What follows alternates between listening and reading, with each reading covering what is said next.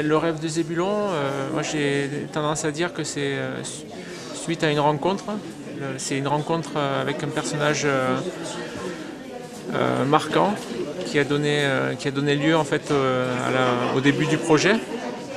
Et en fait donc c'est la rencontre avec Christophe Ritty qui est grimpeur et que j'ai rencontré sur le rassemblement du Tout à Bloc à Aix-le-Froide.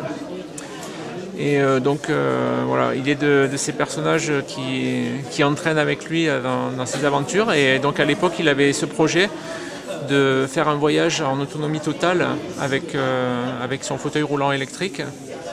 Et pour avoir vraiment le maximum d'autonomie, il a construit une remorque sur laquelle il a greffé un groupe électrogène. Et ce qui lui a permis en fait de partir sur la route avec une totale liberté. Voilà, donc cette rencontre elle date de 2005 j'ai tourné, j'ai fait des images avec lui pendant 5 ans jusqu'à ce voyage qu'il a fait en Bretagne et qui consistait en fait à relier plusieurs sites d'escalade et à la fin des spots de surf. Il était dans sa passion, quoi, donc l'escalade, le surf, et puis être sur la route en toute liberté. Pour une personne handicapée, c'est royal, quoi.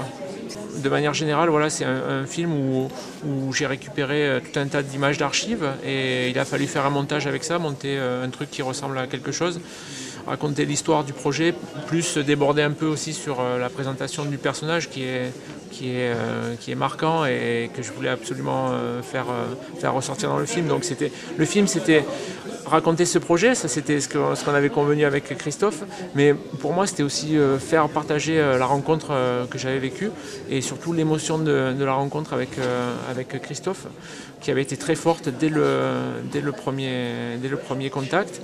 Et voilà, donc j'ai essayé de faire transparaître ça dans le film. Donc voilà, comme d'habitude, il y avait beaucoup de choses à mettre dans le film. Il a fallu composer pour que ça soit pas trop lourd et que ça reste un film agréable à regarder, quoi. Alors tu étais venu il y a 3 ans déjà? Il y a 4 ans, ouais, c'était en 2008 pour au Tour de Babel, donc ici à Autran, où j'avais eu la chance déjà d'être sélectionné. À l'époque, j'avais jamais participé à un festival.